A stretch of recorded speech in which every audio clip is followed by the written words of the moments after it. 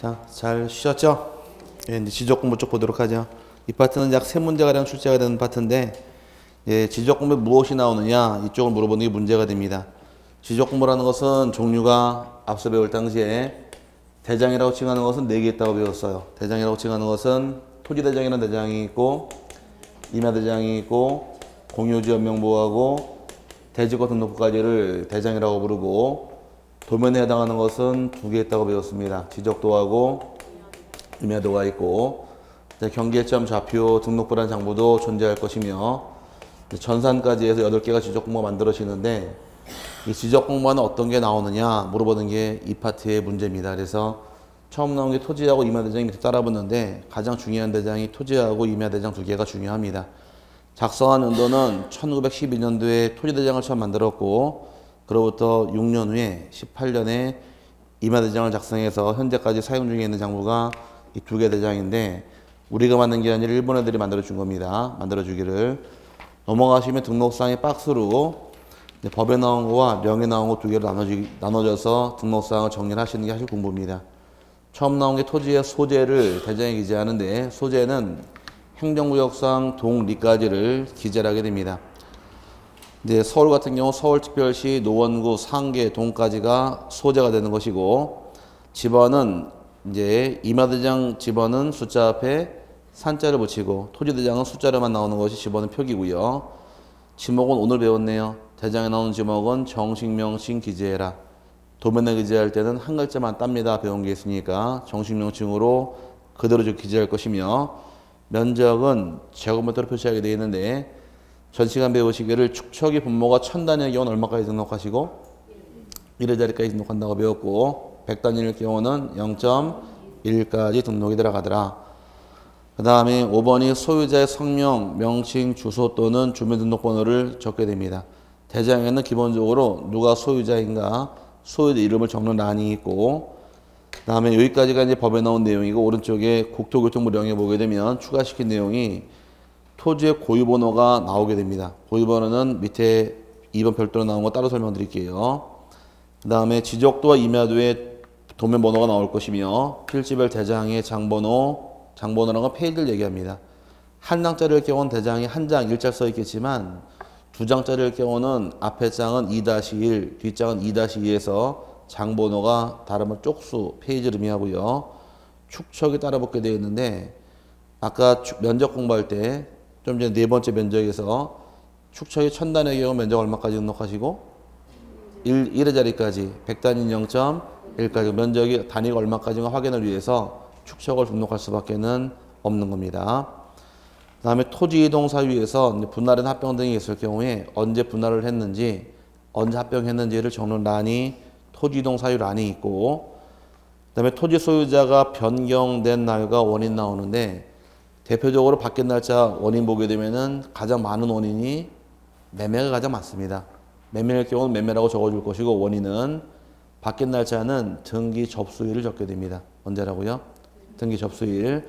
아직 등기법 공부 안 하셨는데, 뒤에가 등기를 배우게 되면 등기한 효과는 접수한 때부터 발생한다 해서 접수한 날을 주인 바뀐 날짜로 기록하게 됩니다. 그 다음에 토지 등급 또는 기준 수확량 등급과 그 설정 수정 연도를 가로 열고 95년까지. 우리나라는 95년까지 토지 등급이랑 농지의 경우 수확량을 설정해서 관리를 했습니다.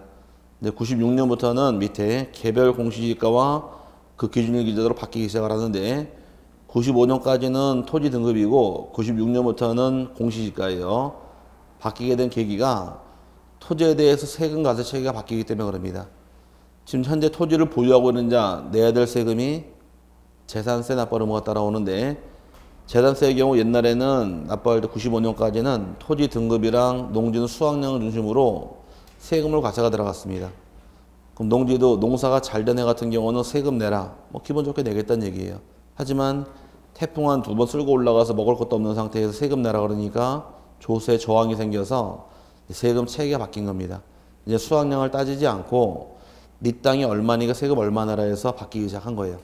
그 지금 따지는 기준이, 세금을 따질 때는 항상 따지는 기준이 과세, 시가, 표준액, 과표를 따지게 됩니다. 과표는 전부 다 금액으로 따지지 수확량 중심으로 따지는 시기는 옛날이니까 같이 나올 수밖에 없는 겁니다.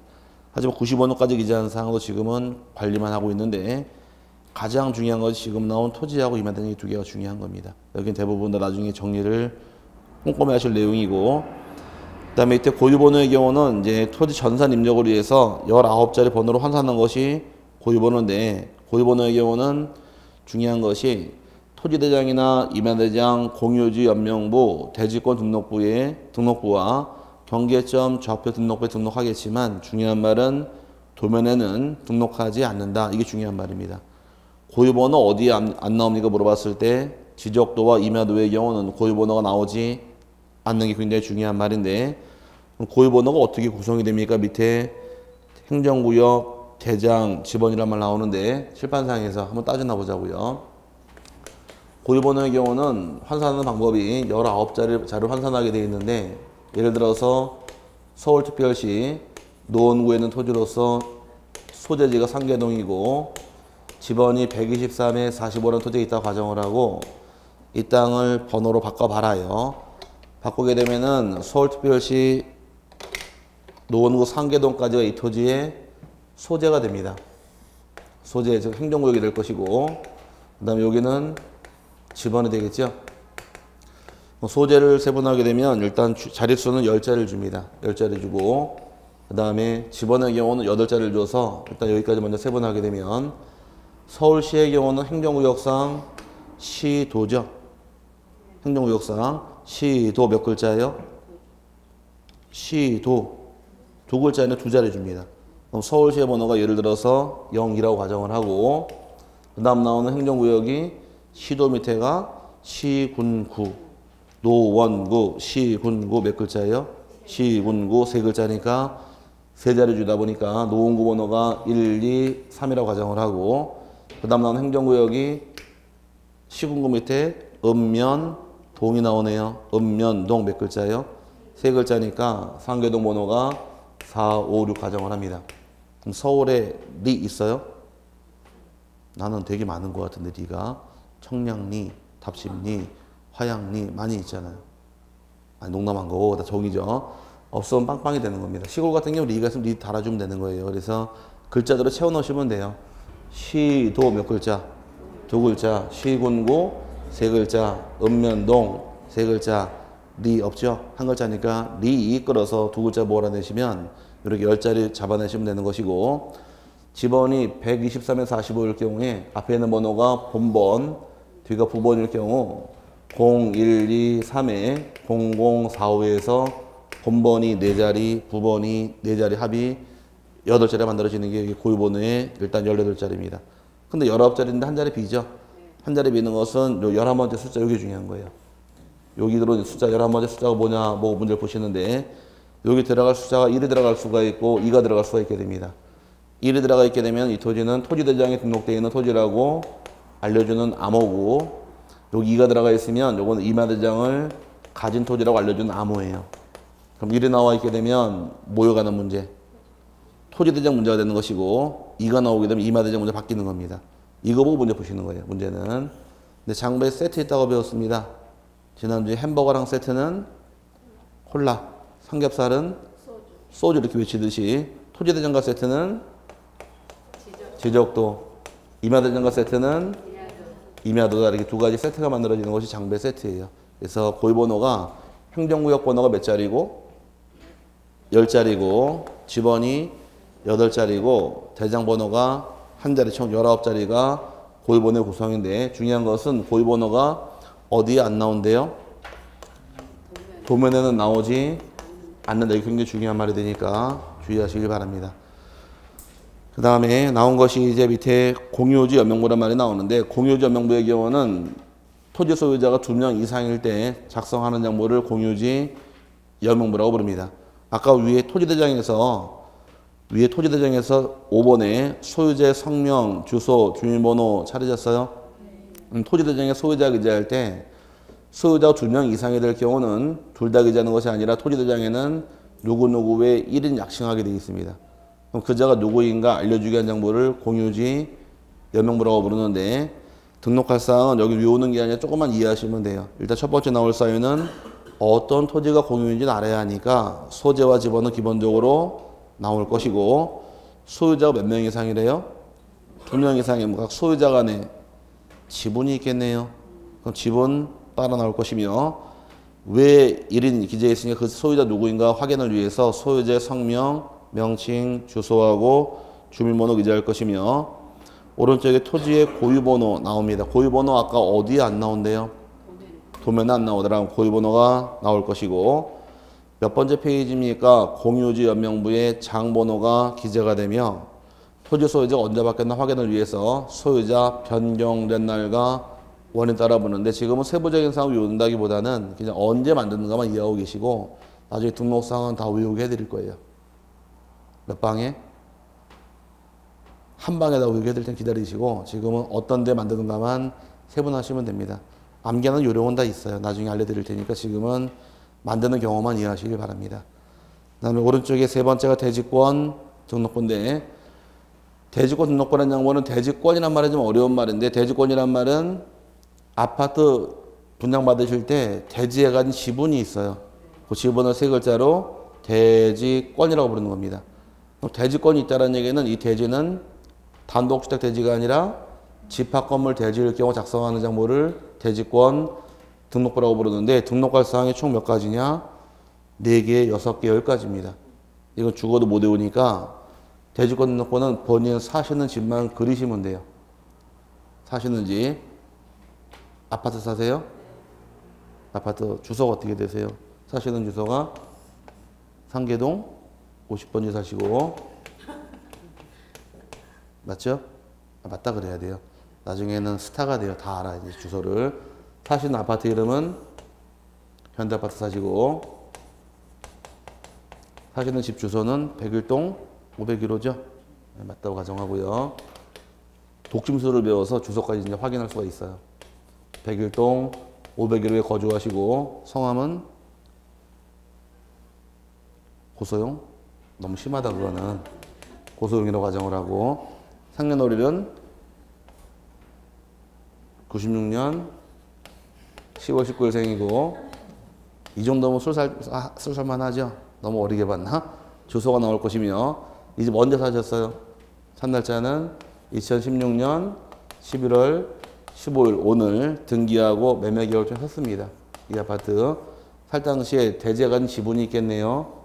대지에 가진 지분이 만약에 1000제곱미터 중에서 60만큼 있다 가정했을 경우에 대지에 가진 지분을 다른 말로 대지권의 비율이라고 부르는 것이 여기에 내용이 될 텐데 대충 내가 사는 집 이렇게 그릴 수는 있어요? 이것도 못 그리면 대화가 안 되고 그냥 대고 외우는 방법밖에 없는 것이고 요것만 그릴 줄 알면은 등록상 다 외운 거예요 지금. 이거 그릴 줄 알죠? 우리말 못 알아들어요? 자 알아듣죠? 그렇다고 가정을 하고 이제 말을 바꿔가는 겁니다. 상계동이라는 것은 토지의 소재가 될 것이고 50번지는 지번이 될 것이며 그 다음에 현대아파트는 건물의 명칭이 되는 겁니다. 명칭이고 101동 501호가 우리 집이죠. 이걸 다른 말로 법에서는 전유 부분의 건물 표시라고 표현을 하고 고소용 씨가 토지 소유자의 성명, 주소, 주민번호가 등록이 될 것이며 소유자 바뀐 날짜가 언제래요? 등기한 날짜가 2016년 11월 15일 이게 소유권자 변경된 날이 되고 매매가 원인이 되는 겁니다. 대지권의 비율 이렇게 외우면 한 방에 외우는 거예요. 여기다 추가시킬 내용은 이제 3개가 추가가 되는데 일단 하나 추가시킬 내용은 아까 고유번호 어디에 안 나온다고 배웠어요?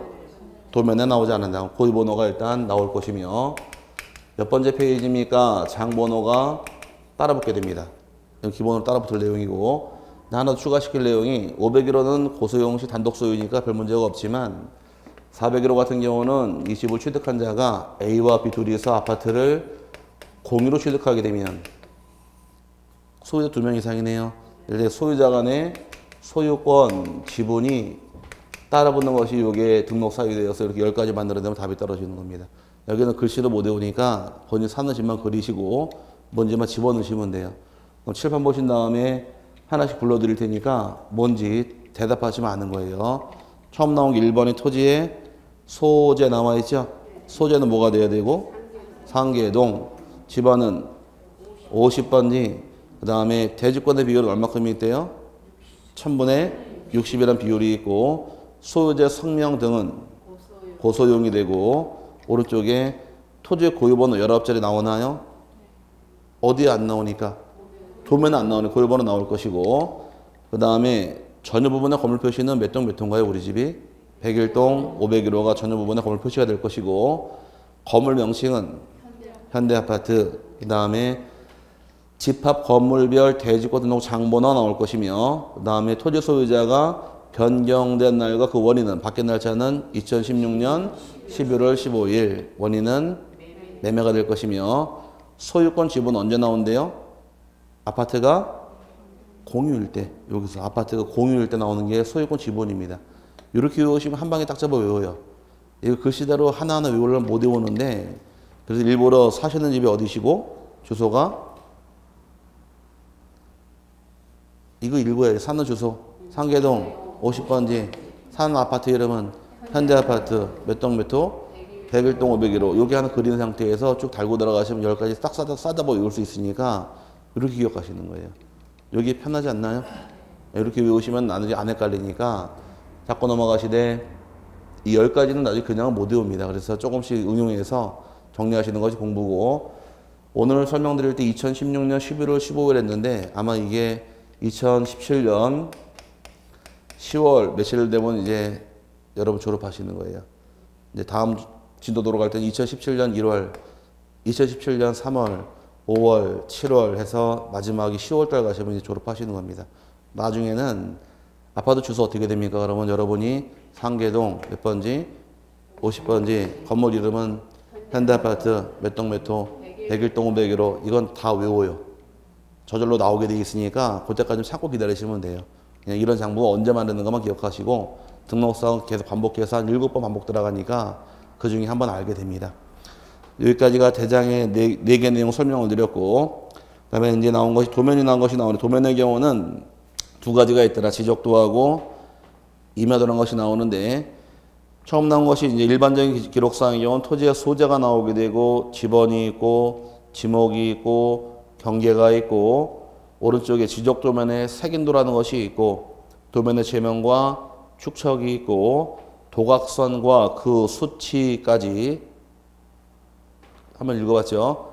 거기까지 설명을 드릴 테니까 이제 페이지 150페이지 넘어가시게 되면 다음 페이지에 지적도 한 장이 나와 있게 됩니다. 찾으셨죠? 이제 그거 보고서 이제 풀고 들어가는 거예요. 지적도가 이렇게 나온 게 150페이지 보시면 나와 있고 이렇게 해서 여기가 산이라고 써 있고 그 다음에 여기 토지 하나가 이렇게 또 가정하고 요게 17번 13번인가 13답이라고 써 있죠. 13답 써 있는 이 토지 보고서 찾아가도록 하자고. 여기 꼭대기 10숫자만큼 표가 있고 가운데 까맣게 칠해져 있는데 숫자가 써 있기를 8, 9, 10, 45 8, 9, 10, 4, 5, 15 써 있고 여기도 무슨 시인가요? 용인시, 운학동, 지적도 몇 장 중 제9라고 써 있고 축척이 1200분의 1을 써 있다 가정을 하고 여기 써 있는 숫자가 11만 4,500하고 24만 5,600 써 있죠? 여기 24만 9,600하고 여기 11만 4,500 써 있고 여기는 11만 4천이 나올 것이고 여기는 24만 9,200이라는 숫자 나와 있게 됩니다. 근데 지적도 보고서 이제 뭔지 아시면 돼요. 이제 책에 나온 대로 글씨로 외우려면 못 외우는데 지적도 펼쳐놓고 뭔지만 아시면은 어디 뭐가 있는지 다 외워지니까 이게 봐놓고 공부하는 게 공부하는 요령인 거지 글씨로 외우는 게 아닙니다. 여기 처음 나온 요거를 뭐라고 부르느냐? 도면의 색인도라고 불러요. 뭐라고요? 색인도. 색인도 역할은 여기 잠깐 보시죠. 줄을 쳐드릴 거예요. 다시. 가운데 까맣게 칠해져 있죠? 이 도면 번호예요. 몇 번 도면? 9번 도면이라는 얘기. 그리고 9라고 써 있는 거예요. 9번 도면이라는 얘기고 위쪽에 궁금하더라. 몇 번 도면 떼보시고 4번 도면 떼보라는 얘기고 아래쪽에 궁금한 사람은 15번 도면 떼보라는 얘기입니다.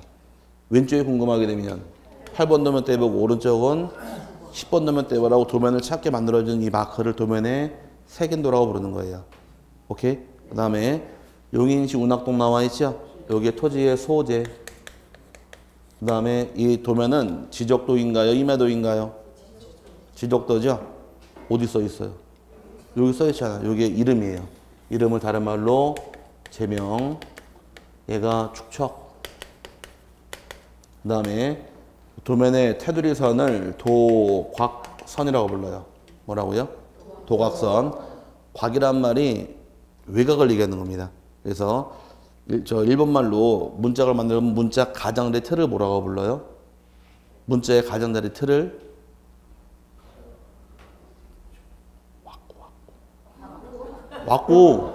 왁구가 맞냐 하잖아요. 그런 걸 들어봤어요? 왁구? 왜 왁구라 그럴까? 왁구라 그러는 이유는 곽자가 읽으면 왁구가 돼버리는 거예요. 한자를 곽자를 읽으면 왁구란 말 읽게 됩니다. 일본은 한국어를 어떻게 읽어요? 꼬꾸 그러잖아. 국 발음이 안 되니까 꼬꾸란 말 쓰는 겁니다. 전 세계에서 영어를 제일 못하는 나라가 누구냐? 일본 애들이에요. 걔네 발음이 아, 에, 우, 에, 오 이 5개밖에 없어요. 모음이. 어 발음이 안 돼요. 여 발음도 없고 그래서 아, 에, 우, 에, 오 이걸로 맞춰서 모든 영어를 하다 보니까 발음이 안 맞아요. 그래서 옛날에 개그 콘서트에서 안녕하십니까? 갸루상입니다. 이렇게 나오지 않았었나요? 그 눈 시커멓게 그려놓고 치마 입고서 그 가루상이 뭘까? 가루상이란 말은 아세요? 상이란 것은 무슨 씨의 일본어로 준 칭호예요. 무슨 씨 할 때 무슨 상 이렇게 부릅니다. 김상, 이상 이렇게 부를 때.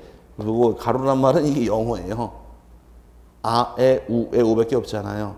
그러면 영어로 걸을 읽을 때 걸 이렇게 읽어야 되는데 어 발음이 없으니까 어랑 가장 비슷한 아를 읽은 거예요. 그래서 가르상이 된 게 아가씨 이렇게 외웠는데 가르상 이렇게 읽어서 가르란 말을 붙게 됐는데 영어로는 걸입니다. 걸을 일본어식으로 가르 이렇게 읽어요. 가르 이게 영어의 걸의 일본어식 발음이 가르예요. 그러니까 도면에 뭐다? 왁구선을 뭐라고 부르는 도각선 그런 거예요. 이해 갔어요? 일본 말은 어쨌든 이런 말이 있어요. 모르고 봤죠? 그래서 걔가 소녀처럼 하고 나와서 그 교복 입고 막 뛰어다니면 놀지 않았었나? 그래서 그 아가씨 그 표현을 가로상 이렇게 표현한 겁니다. 어쨌든 도각선이라는 말이 있는 것이고 여기에 도각선의 수치라는 것이 이 수치가 뜻이에요. 수치를 의미하는 수치라는 것은 실제 거리이고 다니는 미터가 됩니다. 뭔지 모르겠지만 24만 9,600m 그 다음에 11만 4,500m임을 다 표시한 숫자, 이 숫자의 뜻이고 설명을 드릴 겁니다. 이 토지가 일단 모양새가 이렇게 생겼죠? 이게 토지의 경계예요. 토지 생긴 형태.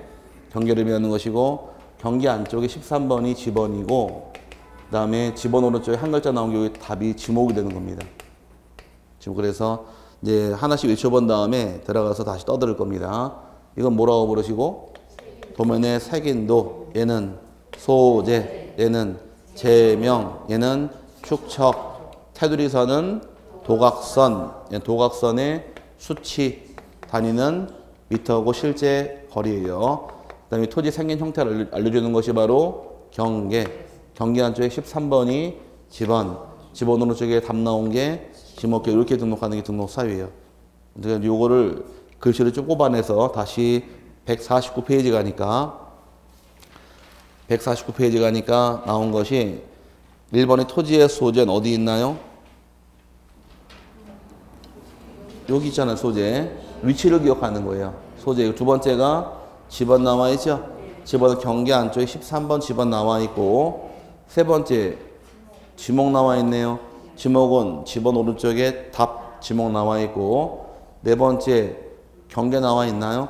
토지 생긴 형태 경계가 다 있으시고 그 다음 오른쪽 넘어가 토지의 지적 도면의 색인도는 요게 색인도다 이렇게 이해하시고 도면의 제명과 축척은 제명은 뭐가 되고 요 이름 지적도 임야도 미토 이름이고 축척은 1200분의 1이다 이 뜻이며 그 다음에 도각선과 그 수치 도각선은 테두리선이 도각선이고 여기 10만 단위 숫자가 수치예요.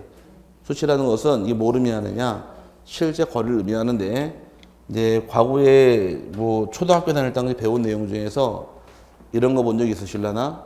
그래프 그린 상태에서 이렇게 네모 그리고 여기까지가 1이고 여기까지가 아니 2로 가야겠다. 2로 가고 여기까지가 5고 여기까지가 1이고 여기까지가 5일 경우에 여기 면적이 얼마가 될까요? 이 직사각형의 면적은 얼마인가 이렇게 해서 수학 시간에 풀었던 기억 안 나세요? 12가 나오죠? 그럼 가로가 얼마가 되고 빼니까 4 세로가 3 3 4 12 이건 아세요?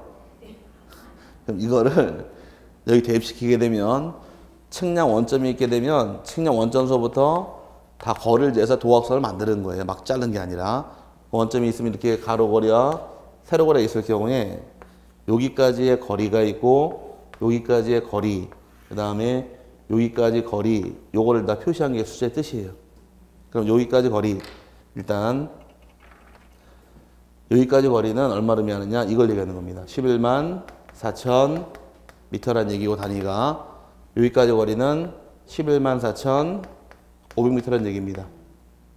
오케이? 그 다음에 여기까지 거리는 24만 9천 200m란 얘기고 여기까지 거리가 24만 9천 600m란 얘기예요. 실제 거리가. 그러면 여기서 가로와 세로 거리 뽑아낼 수 있겠네요. 가로 거리 얼마가 나오게 되고 요거 빼니까 500m가 나오게 되고 가로가 세로 길이는 빼니까 400이 나옵니다. 가로와 세로 거리가. 그럼 곱하기 하니까 면적이 얼마가 나와요? 동그라미 하나 둘 셋 네 개 하나 둘 셋 네 개 5 4 20이니까 20만 제곱미터가 나오는 게 면적이다 해서 이거 기출 문제예요. 숫자 박스 주고서 4개 숫자 준 다음에 이 면적 뽑아라. 그럼 같은 방향끼리 빼시고 빼시면 돼요. 빼고 빼서 크고 작은 게 나올 거예요. 이렇게 빼니까 얼마가 나왔고 500 이렇게 빼니까 400 나왔죠. 지금 보시는 지적도가 가로가 길어요 세로가 길어요? 가로가 기니까 빼고 큰 게 가로예요. 그럼 가로가 몇 미터라는 얘기고 500m 세로가 실제 거리가 400m 전체 면적 곱하기 하면 되니까 20만이 전체 면적이다 이렇게 뽑아낼 수가 있는 겁니다. 여기까지가 7번째까지예요. 여기까지 그래서 기억을 하시는데 여기는 그냥은 못 외우니까 글씨를 못 외워요. 이거 보시고서 아시면 돼요. 외워서 외우는 게 아니라 지적도 붙여놓고서 그게 어디 있었지 그것만 기억하시면 돼요. 이걸 뭐라고 부르시고 한번 외시자고요. 도면에 혹시 눈 보고 이거 읽는 거 아니죠?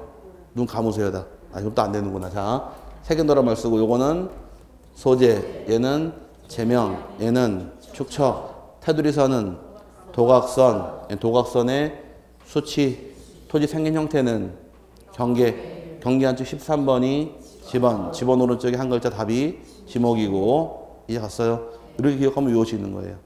그래서 나중에 이걸 안 보고서 도면의 색인도 어디 위치하고 있나요? 왼쪽 상단부에 있네요.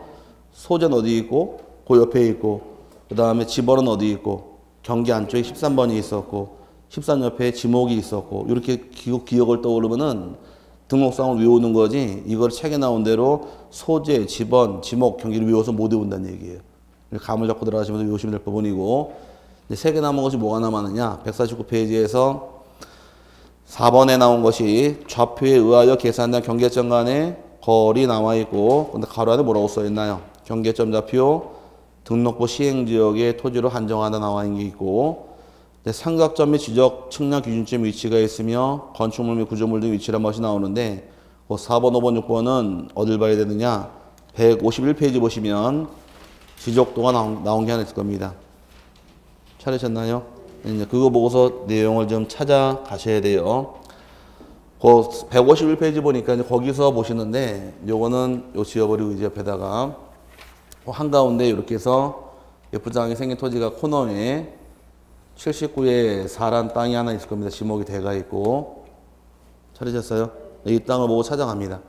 이 땅에 각 변마다 숫자가 써 있어요. 여기 써 있는 숫자가 27.50 여기는 20.05가 써 있고 5점 빵빵이 써 있고 25.25라는 숫자가 나와 있고 22.26 숫자가 나온 것이 있는데 이 숫자가 말하는 것이 무엇이냐요? 이 숫자가 말하는 것은 실제 거리이고 다리는 미터입니다. 여기서 여기까지 실제 거리 얼마란 얘기고 25.25m란 얘기고 여기까지 거리가 22.26m 여기 27.50m 실제 거리를 표시해 주는 거예요. 오케이? 여기 잠깐 보시고 이 말을 좀 풀어야 되니까 이 땅이 꺾이는 경계점이 몇 개 있어요? 선의 굴곡점이 5개가 있죠? 그럼 요 경계점하고 이 경계점하고 경계점 간의 실제 거리가 얼마냐? 25.25 단위는 미터란 얘기입니다. 이건 여기는 나오지만 여기 나와요? 여기는 안 나와 있잖아요.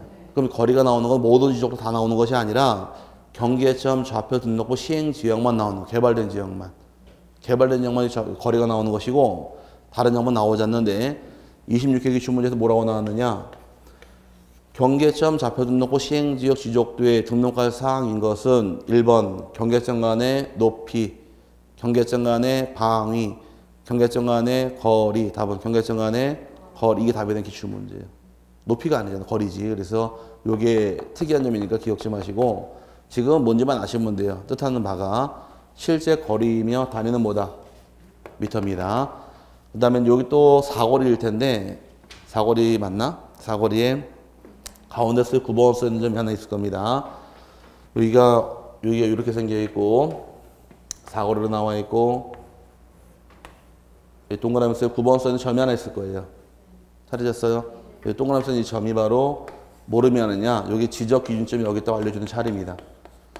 지적 기준점은 종류가 3개 있다고 배웠을 거예요. 아마 나중에 우리 용어 정도 한번 하고 들어왔는데 지적 기준점은 종류가 지적 삼각점이라는 점이 있고 그 다음에 지적 삼각 보조점이라는 기준점이 있고 지적 도근점에서 이 3가지 기준점이 현재 지적법상 기준점이 되어서 이런 기준점이 여기 있다고 알려주는 거예요. 산에 가시면 지난주에 이렇게 십자가로 막힌 돌멩이 하나 큰 게 있다고 그랬었는데 그게 다 기준점들이에요. 그런데 가장 많은 기준점이 지적 도근점인데 만약에 아직까지 외울 건 아니지만 이런 기준점이 여기 있게 되면 여기 있다고 자료를 알려주는 겁니다. 근데 지적 기준점 중에서 지적 상각점이 나오게 되면은 모양새가 나올 때 이렇게 나와요. 이렇게 생긴 기준점이 도면에 딱 있게 되면 요거는 지적 상각점이 여기 있다고 알려주는 자리고 원에다가 까맣게 칠해져 있으면 요거 지적 삼각 보조점 알려주는 자리고 원만 넣으면 지적 도근점 알려주는 겁니다. 그럼 지금 우리 책에 나온 거는 9번 써 있고 동그랗게 나와 있죠? 그럼 지적 삼각점이에요? 삼각 보조점도 아니고 지적 도근점이 여기다 있듯이에요. 몇 번 도근점이? 9번 도근점이 여기 있다는 얘기입니다. 이렇게 해서 기준점 위치 파악할 수가 있고 그다음에 지금 책엔 나오지 않지만 근데 나오게 될 텐데 앞으로 이 79에서 4라는 땅은 잘생긴 땅, 못생긴 땅? 이 땅 잘생겼어요? 못생겼어요? 그럼 어떻게 생긴 잘생긴 땅이 나와요? 잘생긴 거 아니에요? 뭐 사람 얼굴이면 박경림이 되겠지만 이 땅 잘생긴 땅이잖아요. 어떻게 생긴 잘생긴 땅이야? 이 정방향도 잘생긴 땅인데. 정방향, 장방향 아세요? 그런 말? 정방향은 정사각형에 가까운 땅. 이렇게 정사각형 땅이 거의 정사각형에 가깝죠? 이런 땅을 정방향이라고 불러요. 정방형 이렇게 얘기하고 장방향이라는 땅은 길게 나오는 거. 길장자예요. 땅이 길게 나오는 땅 장방향 이렇게 얘기를 합니다. 땅을 얘기할 때. 이 정방향 땅 잘생긴 땅 아닌가요? 아, 그렇다고 치고 그러면 자 잘생긴 땅에 건물이 있게 되면 건물이 어떻게 위치하고 있는가? 건물 위치가 앞으로 이제 등록이 됩니다. 이런 식으로. 그 등록해주게 되면 내가 이 땅 가서 보지 않더라도 건물 위치 파악할 수가 있다는 것이에요. 근데 아직까지 도면은 나오질 않아요. 법에는 나온다고 되어 있는데 얘가 이제 건축물이 있으면 건축물의 위치를 등록해 주도록 2002년도부터 법을 개정을 했는데 올해 2017년 넘어가니까 이제 몇 년 지났나요? 약 한 15년 지났죠? 아직까지도 안 나와요. 법원 개정된 건 2002년도인데 왜 그럴까? 지목이 몇 개 있다고 배우셨어요? 아까 총 28개가 있는데 2002년도에 지목이 24개에서 4개를 3번 해서 28개 만들어 놨습니다. 그때 만들어진 지목이 주차장, 주유소, 창고용지, 양어장을 신설을 했는데 그 지목 4개 고치는 데만 법에서 5년을 줍니다. 지목 4개 고치는 것만. 그럼 전국에 있는 땅에 대해서 건물 위치 등록하는 게 쉬운 건 아니다 보니까 아직 안 나오고 있는 거예요. 좀 있으면 나오게 될 겁니다. 아마 건물 위치가 나오게 되면 실제 토지 가서 보지 않더라도 건물 위치가 어디 위치하고 있는지 파악할 수가 있다라는 것이에요. 여기까지 등록사항인데 이걸 뭐라고 부르더라? 한번 외치고 가자고. 요거는 경계점 간의 거리. 얘는 측량 기준점의 위치. 빨간색 건축물의 위치에서 이렇게 10가지가 등록 사항이 되는 겁니다. 이제 요거를 수업 시간 내내 말로 강의를 안 해요. 그림 그리시고 뭔지 알고 넘어가면서 나중에 대화가 되면 다 알게 돼요. 한 두 번 들으면 뭔지 다 알게 돼 있으니까 부담 갖지 마시고 그냥 하나씩 잡아 나가면 되는 겁니다. 여기까지 도면에 관한 내용이고, 도면도 시험에 참 잘 나옵니다. 그 다음에 아직까지 세부적인 사항은 건드리지 않을게요. 그 다음에 151페이지 지적 도면의 복사는 안 보셔도 되고, 밑에 6번에 151페이지에 가기 전에 150페이지 보니까 150페이지 여기에 지적도 보니까 여기 산이라고 나와 있죠? 이게 뭡니까? 물어보신 분 한 명 계시더라고. 산이라고 나온 건 이건 임야도에 나오는 사항이에요. 여기 지적도죠? 지적도를 뗐을 때 임야도에 나오는 사항은 산으로만 나옵니다. 거꾸로 임야도를 뗐을 때 지적도 나오는 사항은 하얗게 나와요. 안 나와요. 서로 같이 나오지 않으니까 지적도 나올 때는 임야도에 나오는 사항은 산으로 나오게 되고, 아직 우리 책에 양식이 없지만 임야도를 떼게 되면은 지적도에 나오는 사항은 하얗게 아무것도 안 나옵니다. 그럼 서로 궁금하면 같이 떼서 붙여보면 되겠네요. 서로 안 나오니까 임야도를 띄고 지적도를 떼서 붙여보면 되겠네요. 그게 옛날에 제가 모르고 한번 했던 건데 안 붙어요. 축척이 틀리니까. 축척이 다르기 때문에 같이 붙질 않으니까 그런 쓸데없는 짓 하지 마시길 바랍니다.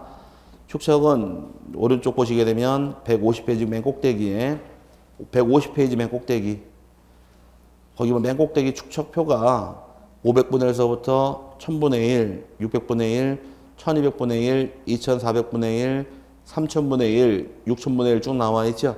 예, 축척은 법에 총 7개가 정해져 있습니다. 지적도는 다 쓸 수 있어요. 근데 임야도는 2개만 씁니다. 3000하고 6000만. 그래서 축척이 달라지기 때문에 같이 붙는 경우는 없습니다. 축척은 이걸 또 어떻게 오시라고 떠들었었느냐. 500, 600, 1000, 1200 이건 못 외웁니다.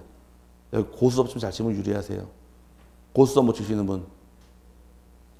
지금까지 뭐 했대 고수업도 못 치고. 자, 칠 줄 아세요? 칠 줄 아시는 분. 그러면 화분몇 개 못 쳐요, 고수업을? 그 국민놀이를? 고수업 배워놓으셔야지 나 치매 안 걸린대요. 예전에 대구에 강의할 때 제가 강의한 그 수강하신 분 중에 제일 연세 많으신 분이 81살이 제일 많으셨습니다. 81살 드신 그 어르신을 강의를 들으셨는데 그분이 77세 오셨어요. 학원에. 78세, 그 다음에 79세, 80세, 81세까지 공부하시고 제가 이 학원을 나와서 이제 관계가 어떻게 될지 모르는데 이때 처음 학원에 오셨습니다. 와서 첫 해는 다 떨어지셨죠. 78세 되신 다음에 1차 합격하십니다. 그럼 다음에 2차 보시면 되겠네요. 79세 때 2차가 떨어지셨어요. 다시 처음부터 공부해야 되죠. 80세 또 1차 또 합격하십니다. 81세 때 2차 또 떨어지셨어요. 제가 너무 안쓰러워서 이때 이제 떨어지실 때 이때 만나가지고서 아니 공부 왜 하십니까? 중개업 하실 것도 아니실 것 같은데 그러니까 그거 하지 마세요. 괜히 힘만 드시고 괜히 제가 볼 때는 염려스러워서 안 하시 나을 것 같은데 그러니까 하시는 말씀이 저는 자격증 따려고 공부하는 게 아닙니다. 저는 자격증 따도 나올 것이고 안 따도 나올 것이고 오히려 떨어지는 게 전 편하대요. 나올 이유가 있으니까. 자기는 따도 나오실 거래요. 스스로가 왜 나오세요? 그러니까 내가 이 나이 먹어서 중개업 할 것도 아닌데 내가 갈 데가 없대요 지금. 갈 데가 없고 할 일도 없고 집에 있으니 치매가 될 것 같은 생각이 들어가지고서 공부하면 치매가 안 오니까 공부하려고 학원에 나온 것 뿐인 거지 자격증 취득할 목적은 아니다. 그러니까 맨 처음에 올 때는 그 원장님도 대단하신 분이 처음에 오시면 학원비 100% 다 받아야 될 거 아니에요. 그렇죠? 두 번째 30% 깎아줬습니다. 70% 받았어요. 그 다음에 50% 받았습니다. 안 될 거 뻔하잖아요. 그러니까 그때부터는 최저 수강료 30%만 받고 그냥 30%만 내고 다니시는 거예요. 안 받을 수는 없으니까.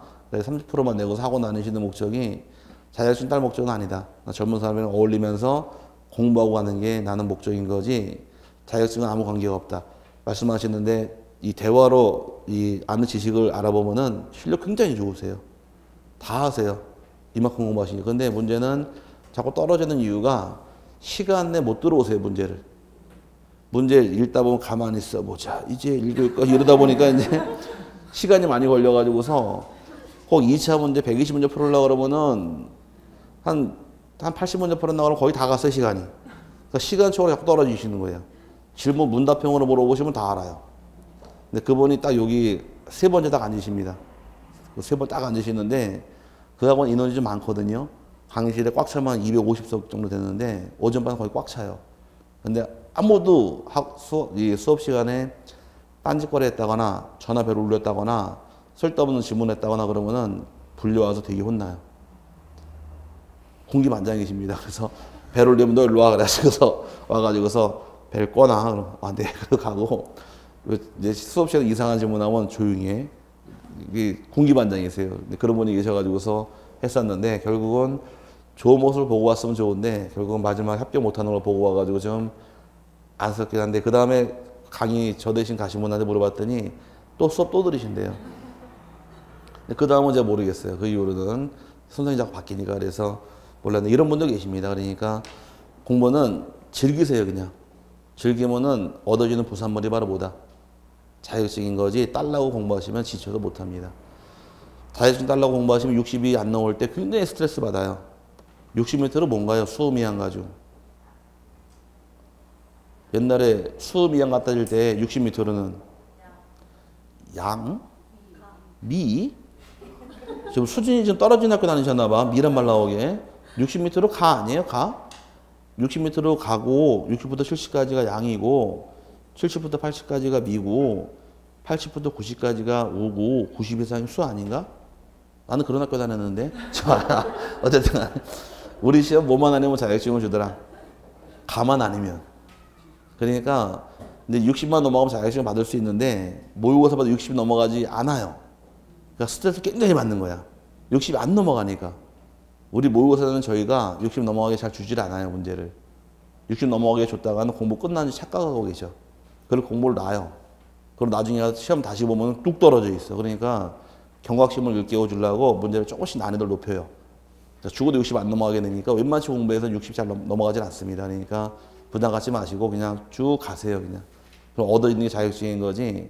괜히 뭐 여기 가서 이거 듣고 저희가 이러면 하나도 안 돼 공부하니까 누구 하나 잡았으면 그 사람 믿고 그냥 끝 가시면 돼요. 1년 좀만 가시면 자격증은 받습니다. 6번에는 경계점 좌표 등록부인데 경계점 좌표 등록부는 장부는 토지의 경계를 좌표로 등록한 장부를 의미하고 좌표를 등록했다는 얘기는 칠판상에서 여기 한번 따지나 보자고요. 요거는 개발되기 전인가요? 개발 후인가요? 느낌상으로 개발 전으로 이해할 수 있고 요건 개발된 후로 이해할 수 있겠죠? 이런 땅을 좌표 찍을 거예요. 몇 개 찍으면 될까? 5개 찍으면 돼요. 점이 5개니까 이건 좌표 찍을 수가 있지만 이런 땅은 좌표를 안 찍어요. 그럼 좌표가 있다는 얘기는 개발이 된 지역만 좌표 찍는 겁니다. 그 밑에 읽어보니까 경계점 좌표 등록부를 갖춰두는 토지는 지적 확정 측량 동그라미 축척 변경 동그라미 그 2개 지역에 대해서 이제 작성하는 지역이 될 것이고 이 2개 지역 외에는 작성하지 않습니다. 일반적인 시골 땅들은 작성할 필요가 없어서 현재 전국 토 중에서 한 5%밖에 좌표가 없습니다. 넘어가시게 되면 등록할 사항은 어떤 게 있느냐. 올해의 시험 문제인데 토지의 소재와 지번이 나오게 되고 그다음 XY 좌표가 나옵니다. 좌표가 나오다 보니까 경계점 좌표 등록부라고 만든 것이고 오른쪽에 토지의 고유번호 나옵니다. 고유번호는 아까 어디에 안 나오더라? 도면 빼고 나오는 고유번호 나올 것이고 도면번호 나올 것이며 경계점 좌표 등록부에 장번호 나오게 되고 부호 및 부호도가 나옵니다. 왼쪽도 오른쪽은 안 보셔도 지워버리세요. 그냥 지워버리시고 부호 및 부호도까지만 왼쪽에서 오른쪽 화살표 되어 있죠? 그럼 지워버리시고 그냥 부호 및 부호도까지 등록하는데 그럼 부호 및 부호도가 무엇이냐까지 설명을 드리면 둘째 시간이 끝납니다. 여기 지워버리고 자 부호 및 부호도라는 것은 여기도 마찬가지로 외울 건 아니고 어떤 장부의 색깔인가 그 내용만 좀 이해하시면 돼요. 칠판상관 보시게 되면 만약에 이제 이렇게 해서 칸이 있게 되면은 양식이 이렇게 부호도란 칸이 만들어지고 그 다음에 이쪽에 부호란 칸이 한 칸이 있고 그 다음에 칸을 나눠서 여기는 좌표란 칸이 만들어지고 X랑 Y랑 칸이 만들어집니다. 이 양식에 이렇게 부호도, 부호, 좌표랑 칸이 있는데, 만약에 내가 가진 땅이 이렇게 아까 79에 4란 땅 이렇게 있다 가정하고, 지목 대란 땅이 저 땅을 싹 끌고 들어온 거예요, 일로. 그럼 이 땅을 좌표를 찍으려고 그래요. 좌표 몇 개 찍으면 될까요? 5개 찍으면 되죠? 그럼 각 경계점마다 1, 2, 3, 4, 5 이런 식으로 번호를 부여합니다. 그럼 토지 생긴 형태가 뭐가 되고 부호도가 되는 것이고, 그럼 좌표를 찍기 위해서 1번 점 요점에 대해서 X좌표, Y좌표, 2번 점에 대해서 X좌표, Y좌표, 이렇게 3번 점에 대해서 5개에 대해서 쭉 좌표가 나오는 거예요. 이게 그 뜻이에요. 그럼 부호도라는 건 토지에 생긴 형태고, 경계점마다 번호 붙인 걸 뭐라고 부르고 부호라고 부르고, 요거를 좌표로만 쓰는 겁니다. 경계점이 몇 개 있나요? 5개. 여기에 경계점이고, 경계점을 X, Y 좌표로 등록했나요? 그래서 경계점, 좌표, 등록번호 말이 만들어진 것이에요. 그럼 부호도가 뭔지, 부호가 뭔지 이해 갔어요? 이렇게 등록하는 것이 내용이 되어서, 부호도는 토지 생긴 형태를 뭐라고 부르고 부호도란 말 쓰고, 경계점마다 붙인 번호를 뭐라고 부른다? 부호란 말 쓰는 겁니다. 그래서 좌표가 5개가 쭉 나온다. 이 뜻이 바로 양식의 내용이 되는 거예요. 여기까지 보시면 되고, 지적공백 관리 쪽에서는 요건 잠깐 쉬었다가 또 1시간 더 한 다음에 마치도록 하겠습니다.